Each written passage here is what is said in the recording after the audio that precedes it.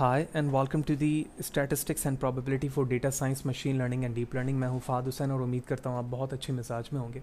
इस सेशन पे measure of variation को हम प्रैक्टिकली परफॉर्म करेंगे, लिहाजा वीडियो को फर्दर स्टार्ट करने से पहले मैं बताता चलूँ कि इसका जो लास्ट सेशन है जहाँ पर हमने थ्योरेटिकली जाना है या उससे पहले जितने भी स्टैटिस्टिकल टॉपिक हैं वो बड़े इंपॉर्टेंट हैं, जो आप डायरेक्टली फ़ाद हुसैन CS से सर्च करके मेरे यूट्यूब चैनल पर मुझे सर्च करके आ सकते हैं। इसके प्लेलिस्ट पर जाएंगे तो यहाँ पर डिफरेंट डिसिप्लिन की वीडियो सेपरेट प्लेलिस्ट के साथ मौजूद है, विद ईज़ आप इन्हें वॉच कर सकते हैं। इसके अलावा इसमें इस्तेमाल होने वाले content related material which mean presentation, slide code या वट एवर जो इन चीज़ों पर वीडियो सेशन पर इस्तेमाल हो रही होती हैं वो फ्रीली अवेलेबल है मेरे ब्लॉग fahadhusaincs.blogspot.com पर, जहाँ पर आने के बाद फ्रीली डाउनलोड करके इन्हें यूज़ किया जा सकता है। लिहाजा अगर आप मेरे चैनल पर नए हो, चैनल को सब्सक्राइब नहीं किया तो चैनल को ज़रूर सब्सक्राइब करें ताकि अपकमिंग वीडियोज़ के हवाले से आपको बर वक्त जानकारी मिलती रहे और इसी तरह की नई चीज़ें आप बर वक्त आसानी के साथ सीख सकें। साथ ही साथ आप मेरे ब्लॉग fahadhusaincs.blogspot.com पर भी मुझे फॉलो कर सकते हैं ताकि जब भी अपकमिंग डेज़ पे यहाँ पे चीज़ें अपलोड की जाएँ बर वक्त इन्फॉर्मेशन आपको मिलती रहे। तो लास्ट सेशन पर हमने जाना था कि मेजर ऑफ वेरिएशन क्या है, डिस्ट्रीब्यूशंस के शेप्स क्या हैं, फिर उसके बाद हमने variance, standard deviation, range and coefficient of variation के ना सिर्फ फार्मूलाज को देखा बल्कि उसके यूजेज को भी जाना। तो सबसे पहले हम चलते हैं एक्सेल पे, जहाँ पर इन चीज़ों को हम एक्सेल के फॉर्मेट पे प्रैक्टिकली इंप्लीमेंट करेंगे और फिर आर स्टूडियो पे बाय यूजिंग आर लैंग्वेज भी करेंगे। तो सबसे पहला जो तरीका मैंने यहाँ पर चूज़ किया है वो फ्रॉम द स्क्रैच किया है ताकि एग्ज़ाम के पॉइंट ऑफ व्यू से या जहाँ पर आपको कोई किसी तरह के भी टूल्स अवेलेबल ना हो तो आप किसी भी डेटा सेट को with respect to the population और सैम्पल किस तरह से स्टैंडर्ड डिविएशन, वेरिएंस, रेंज और कोफिशिएंट ऑफ वेरिएशन निकाल सकते हैं। तो लेट्स सी, सबसे पहले मैंने एक यहाँ पर डेटा सेट को रफली लिखा है जिसमें वैल्यू 1 2 3 4 5 6 7 8 तक मौजूद है, जिसको मैंने एक्स से रिप्रेजेंट किया है। सबसे पहले मैंने फर्स्ट कॉलम में वैल्यूज़ लिखने के बाद सेकंड कॉलम की हेडिंग बनाई है एक्स बार, यानी ये इसकी मीन की वैल्यू है। एवरेज लिखने के बाद मैंने स्टार्टिंग से एंडिंग वैल्यू लिखी है और इसको एब्सोल्यूट कर दिया ताकि हर सेल में इक्वल वैल्यू आए। तो हर सेल में यहाँ पर एक्स वैल्यू मीन की आ गई। उसके बाद एक्स माइनस एक्स बार, यानी हर एक इंडिविजुअल वैल्यू को उसके मीन से मैं माइनस कर रहा हूँ अकॉर्डिंग टू द फॉर्मूला। तो हर वैल्यूज़ को उसके मीन से माइनस किया जा रहा है और उसके बाद लास्ट कॉलम में एक्स माइनस एक्स बार का स्क्वायर किया जा रहा है। तो एक्स माइनस एक्स बार का जो डिफरेंस आया है हमने उसको कैप के फॉर्म के साथ यहाँ पर स्क्वायर किया। ये तमाम वैल्यूज़ इनके स्क्वायर की आ गई और उसके बाद इन तमाम वैल्यूज़ को बाय यूजिंग सम फार्मूला मैंने सम कर दिया। ये सारी चीज़ें इसलिए की गई हैं कि अगर आप फार्मूले को बगौर देखें तो यहाँ पर एक्स माइनस म्यू मौजूद है, यानी पॉपुलेशन का मीन। तो इन वैल्यूज़ के डिफरेंस का स्क्वायर करना है और जब ये तमाम वैल्यू का स्क्वायर हो जाए तो उनका समेशन करना है। यही वजह है कि मैंने ये तमाम वैल्यू का सम अप कर दिया यहाँ पर और अकॉर्डिंग टू द फार्मूला सम करने के बाद हमें उससे n से या n-1 से डिवाइड करना होता है।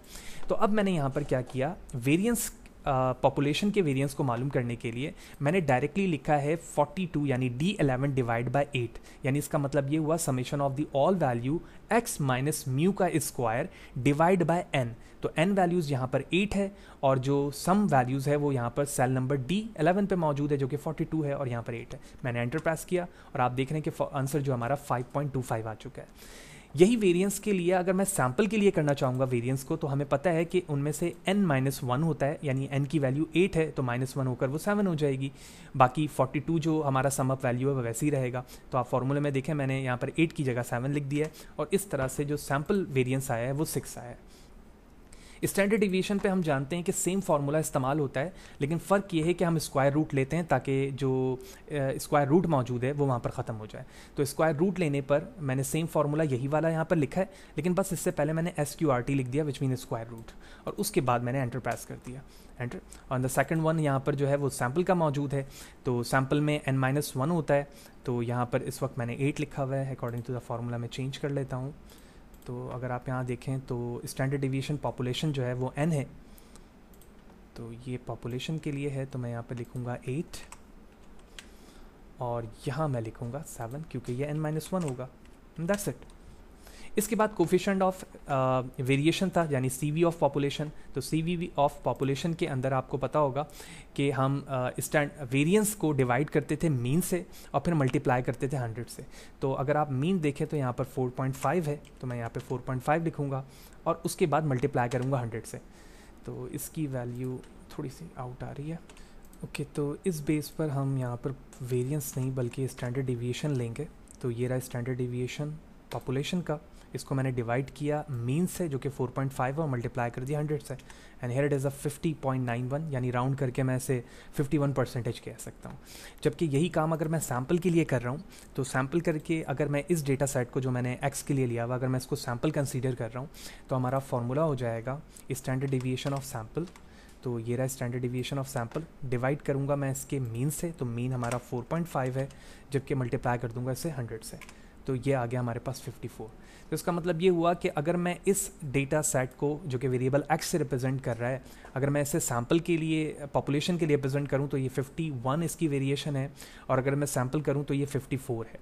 वाज़ेह है कि जब मैं थ्योरेटिकल पार्ट बता रहा था तो उसमें मैंने बताया था कि कोफिशिएंट ऑफ वेरिएशन को हम इस्तेमाल उस वक्त करते हैं जब दो अलग अलग कॉलम्स के दरमियान हम वेरिएशन देखना चाह रहे हूँ कि वो सेंटर से या मीन से कितने दूर है, उसमें variation total in the form of the percentage क्या है। तो हम यहाँ पर एक और डेटा सेट की कोई कॉलम बना सकते हैं जिसमें वेरिएशंस को चेक कर सकते हैं, इधर वो पॉपुलेशन के बेस पर हो या फिर सैम्पल के हो। और एक और इंपॉर्टेंट पॉइंट कि कोफिशिएंट ऑफ वेरिएशन को हम उस वक्त इस्तेमाल कर भी सकते हैं जब हमारे पास एक कॉलम की वैल्यूज़ जो है किसी और यूनिट में हो और दूसरे की कोई और यूनिट में। यानी फॉर एग्जाम्पल एक कॉलम हमारे पास हाइट का है जबकि दूसरा कॉलम जो है वो केजी के फॉर्म पर किसी वेट का है किलोग्राम में। तो इस तरह के दो अलग अलग टाइप्स के कॉलम के दरमियान भी वेरिएशन देखने के लिए हम कोफिशिएंट ऑफ वेरिएशन का इस्तेमाल कर सकते हैं। तो ये पहला तरीका था जिसमें हमने डायरेक्टली कोई फार्मूला यूज़ नहीं किया एक्सेल का, यानी जो बिल्ट इन फार्मूला है उसको यूज़ नहीं किया, बल्कि डायरेक्ट उस पैटर्न को यूज़ किया जो आप डायरेक्टली किसी नोटबुक में भी यूज़ करके एग्जाम के पॉइंट ऑफ व्यू से भी सॉल्व कर सकते हैं। आइदर वो रेंज हमने नहीं किया, रेंज भी कर लेते हैं, वेरिएंस हो पॉपुलेशन के लिए, सैम्पल के लिए, या कोफिशिएंट ऑफ वेरिएशन के लिए। तो रेंज के लिए मैं यहाँ पर फॉर्मूला लिख देता हूँ, रेंज, ठीक है।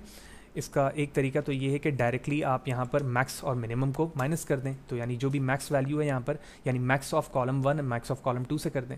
तो जो दूसरा तरीका है उसको हम देख लेते हैं, उसके बाद यहाँ पर रेंज को भी सॉल्व कर लेंगे, ठीक है। दूसरे तरीके में मैंने यहाँ पर बिल्ट इन फार्मूला इस्तेमाल किया है। क्या है, हमारे पास एक वेरिएबल है एक्स है, सेम नंबर यहाँ पर मैंने 1 से लेकर 8 तक के ले लिए। सैम्पल वेरिएंस मालूम करने का एक्सेल में फार्मूला होता है VAR.S, यानी VAR का मतलब है वेरिएंस ऑफ सैम्पल। किन वैल्यूज़ का सैम्पल मालूम करना है, फ्रॉम A2 से A9 तक मैंने फार्मूला लिख दिया, ठीक है। और उसके बाद जैसे आंसर मैंने एंटर प्रेस किया, वेरिएंस आ गया। अगर मैं सैम्पल का स्टैंडर्ड डिविएशन मालूम करना चाह रहा हूँ, मैं लिखूंगा STDEV.S यानी सैम्पल, और उसके बाद वो रेंज आप डिफाइन कर लेंगे। बिल्कुल सेम फार्मूला यहाँ पर पॉपुलेशन के लिए इस्तेमाल हो रहा है, VAR.P, और उसके बाद आप रेंज बता देंगे। फिर इसी तरह STDEV.P रेंज बता देंगे। कोफिशिएंट ऑफ वेरिएशन मालूम करने के लिए मैंने क्या किया है, सबसे पहले स्टैंडर्ड डिविएशन मालूम किया A2 से A9, फिर डिवाइड किया उसके मीन से, और फिर मल्टीप्लाई कर दिया 100 से, ठीक है। जो चीज़ मैं यहाँ पर कोफिशिएंट सैम्पल के लिए कर रहा हूँ, सेम टेक्निक यहाँ पर पॉपुलेशन के लिए भी इस्तेमाल होगी। अब आपकी मर्ज़ी है कि आप वो फार्मूले पे रिप्रेजेंट करें कि सैम्पल का कौन सा पार्ट था या फिर पॉपुलेशन का कौन सा है। यहाँ पर मैं बिल्ट इन वे पे इस्तेमाल कर रहा हूँ, यही वजह है कि मैंने डायरेक्टली बिल्ट इन फार्मूले को यूज़ करते हुए यहाँ पर रिप्रेजेंट किया है। And the last one, range. Range यहाँ पर जो होगा वही यहाँ पर भी हो सकता है, यानी मैं कह सकता हूँ कि मैक्स ऑफ दिस सेल, यानी इन तमाम में जो मैक्सिमम वैल्यू है उसे माइनस कर दो min of all this cell again, ठीक है। यानी इसी कॉलम के अंदर फ्रॉम 1 to 8 को मैक्सिमम से मिनिमम से माइनस कर देगा। तो मिनिमम वैल्यूज़ यहाँ पर जो थी 1 थी, मैक्सिमम 8 थी, 8 - 1 7 के बराबर हो गया। तो इस तरह से यहाँ पर रेंज भी वैल्यू फाइंड हो गई। तो होपफुली ये बातें आपको क्लियर होंगी, जिसमें हमने जाना कि मेजर ऑफ वेरिएशंस एक्सेल पे किस तरह से रिप्रेजेंट होता है, variance, standard deviation, range and coefficient of variation क्या है। अब हम आर स्टूडियो पे इसी चीज़ को रिप्रेजेंट करते हैं। वेरी सिंपल, बिल्टन जो इसमें पैकेजेस हैं मैं उसको यूज़ नहीं कर रहा हूँ, बल्कि डायरेक्टली बिल्टन फार्मूले से इसको इस्तेमाल कर रहा हूँ ताकि आसानी से ये काम हो सके। तो वेरिएंस के लिए यहाँ पर मैंने एक वैक्टर बनाया हुआ है, और इस वैक्टर का नाम मैंने यहाँ पर डेटा रखा है, और इसमें 1 से 5 वैल्यूज़ डाल दी। बाय यूजिंग VAR आप यहाँ पर सैम्पल का जो है वेरिएंस मालूम कर सकते हैं, लेकिन अगर आप पॉपुलेशन के लिए करने जा रहे हैं तो पॉपुलेशन के लिए इसकी रेंज चेंज हो जाएगी, ठीक है। तो मैं इसको इस तरह से चेंज कर सकता हूँ कि ये पॉपुलेशन यहाँ पर आ जाएगा, जबकि ये हमारा सैम्पल बन जाएगा, ठीक है। क्यों? क्योंकि यहाँ पर n-1 मौजूद है। तो डायरेक्टली अगर मैं इस VAR को काउंट करूँ तो ये हमारे पास इस फैक्टर को एज आ पॉपुलेशन कंसीडर कर रहा है।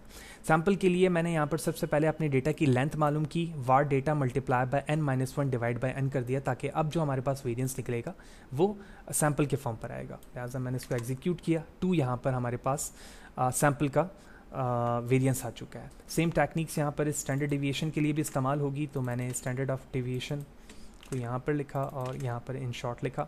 तो S D standard deviation population के लिए, n-1 स्क्वायर रूट के साथ मल्टीप्लाई किया एस डी ऑफ डेटा के लिए, ताकि अब जो स्टैंडर्ड डिविएशन निकले वो सैम्पल के लिए निकले। कोफिशिएंट ऑफ वेरिएशन के लिए यहाँ पर एक ही फार्मूला इस्तेमाल हो रहा है, बाकी आपकी मर्ज़ी होती है कि आप उस डेटा को या उस वेरिएबल को पॉपुलेशन के लिए कर रहे हैं या फिर सैम्पल के लिए कर रहे हैं, तो वो उसके फार्मूले के नेम चेंज होंगे, बाकी वैल्यूज़ वैसे ही रहेगी। तो हमने एक डेटा वेरिएबल यहाँ वेक्टर लिया है, फिर एस डी ऑफ डेटा किया, मल्टीप्लाई बाय हमने mean of data multiply by 100। यही फार्मूला अभी हमने स्लाइड पे भी देखा था, फिर एक्सेल पे भी यही चीज़ रिप्रेजेंट की और यहाँ पर आर पे भी कर रहे हैं। तो इस वक्त सी वी वेरिएबल हमें कोफिशिएंट ऑफ वेरिएशन शो करेगा 11.29, यानी इसका मतलब ये हुआ कि इस डेटा वेरिएबल में जो वेरिएशन है वो 11.29 है। इसी तरह मैं किसी और डेटा को भी वेरिएबल बनाकर सी वी उसमें फाइंड कर सकता हूँ, दोनों की वेरिएशन चेक कर सकता हूँ कि इन दोनों में क्या फ़र्क है, यानी वेरिएशन किसकी ज़्यादा है और किसकी कम है। तो होपफुली ये तमाम बातें आपको क्लियर होंगी, जिसमें हमने जाना कि वेरिएशन क्या चीज़ है और वेरिएशंस कौन कौन से तरीके से परफॉर्म किया जाता है। एक्सेल पे हमने किस तरह से 2 तरीके देखे, ये सारी चीज़ें, यानी ये दोनों शीट्स, मेरी पीपीटी स्लाइड और इसी तरह एक्सेल की फ़ाइल, ये तमाम चीज़ें मेरे ब्लॉग fahadhusain.cs.blogspot.com पे मौजूद है, जहाँ पर आने के बाद आप फ्रीली इन चीज़ों को डाउनलोड करके यूज़ कर सकते हैं। तो वीडियो अच्छी लगी हो तो लाइक करें, ज़्यादा लोगों को शेयर करें, और चैनल पर नए हैं और चैनल को सब्सक्राइब नहीं किया तो ज़रूर सब्सक्राइब करें, ताकि अपकमिंग वीडियोज़ के हवाले से आप जान सकें और इसी तरह की मुश्किल चीज़ों को आसान लफ्ज़ों में सीखने के लिए मेरे चैनल के साथ जुड़े रहें। Thank you. See you in the next session.